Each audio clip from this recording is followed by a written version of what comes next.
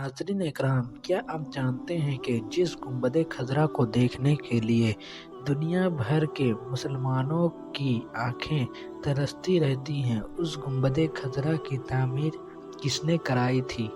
उस गुंबद खज़रा को कैसे बनाया गया था और किसकी निगरानी में बनाया गया था और कितने वक्त में बनाया गया था? नाज़रीन इकराम, इन तमाम टॉपिक पर हम आज के इस वीडियो में बात करने की कोशिश करेंगे। नाज़रीन इकराम, लोग ताज महल की तो मिसाल देते हैं और कहते हैं कि यकीनन ताज महल मोहब्बत की एक मिसाल है, लेकिन यकीनन आप जब खिलाफत उस्मानिया के दौर में गुंबद खज़रा की तामीर का वाक़या सुनेंगे तो यकीनन आपका दिल यह बोल पड़ेगा कि यकीनन असल मोहब्बत की निशानी यही है। आपको जानकर हैरानी होगी कि अर्तुगरुल गाज़ी के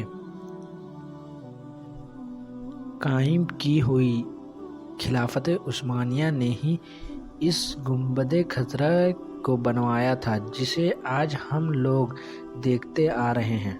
उससे पहले वहाँ पर कोई भी इस तरह का गुंबद मौजूद नहीं था। उस्मानियों ने जब गुंबद की तामीर का इरादा किया था तो उन्होंने अपनी खिलाफत में यह ऐलान कर दिया कि हमें तामीर करने वाले जो मिस्त्री होते हैं उनसे रिलेटेड तमाम दुनिया के जो माहिर फनकार की ज़रूरत है।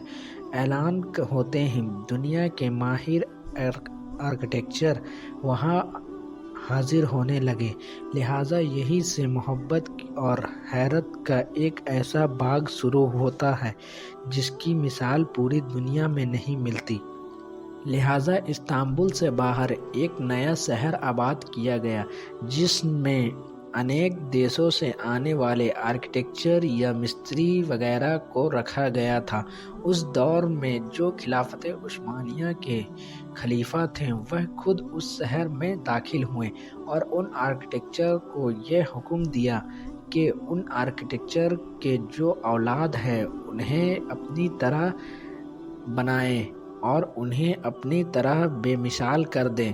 लिहाजा तमाम माहिरीन ने अपने अपने बच्चों को अपना अपना पूरा फ़न सिखाना शुरू कर दिया और इसी दरमियान खिलाफत उस्मानिया ने उन सभी बच्चों को हाफिज़ कुरान और घोड़सवार तलवारबाजी जैसे तमाम चीज़ों का हुनर देने लगी।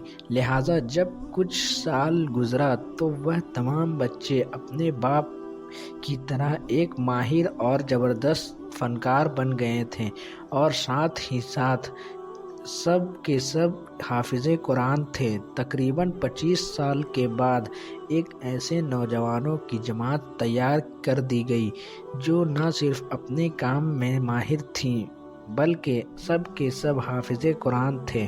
इनकी तादाद कम से कम 500 से ज़्यादा बताई जाती है। इन 25 सालों के दरमियान उस्मानियों ने तामीर के लिए जितने साजो सामान लगने थे उस सामान को हुजूर अकरम सल्लल्लाहु अलैहि वसल्लम के रोज़े मुबारक से दूर एक बस्ती में जमा कर लिया। एक पूरी बस्ती बसाई गई और उसी में तमाम के तमाम सामानों को रखा गया कि ताकि उस सामान की खलल की वजह से हुजूर अकरम सल्लल्लाहु अलैहि वसल्लम को कोई गुस्ताखी ना हो सके।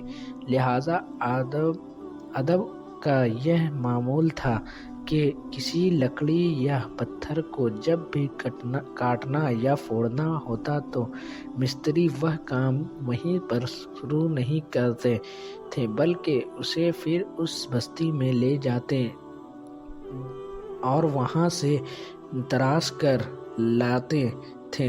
यह काम दिन में चाहे 10 बार भी क्यों न करना पड़े तो मिस्त्री 10 बार फिर दूसरी बस्ती जाते और वहाँ से उस पत्थर को काट कर या फोड़ कर लेकर आते। मस्जिद नबवी की तामीर के वक्त यह ऐलान करा दिया गया था कि तमाम फनकार बावजू रहें और हमेशा दरूद पाक और कुरान की आयतें में मशगूल रहें। रोज़े रसूल के चारों तरफ कपड़े लगा दिए गए کہ دھواں یا گرد غبار روضہ رسول تک نہ پہنچ پائے، لہٰذا ستون لگا دی گئی تھی کہ مٹی نیچے کی طرف نہ آئے۔ لہٰذا یہ کام تقریباً 15 سال تک مسلسل چلتا رہا۔ لہٰذا تاریخ گواہ ہے کہ آج تک نہ کوئی تعمیر اتنے ادب و احترام سے ہو پائی تھی اور نہ اب کبھی فیوچر میں ہو پائے گی۔ لہٰذا آج کے لیے بس اتنا ہی۔ السلام علیکم ورحمۃ اللہ وبرکاتہ۔ اللہ حافظ۔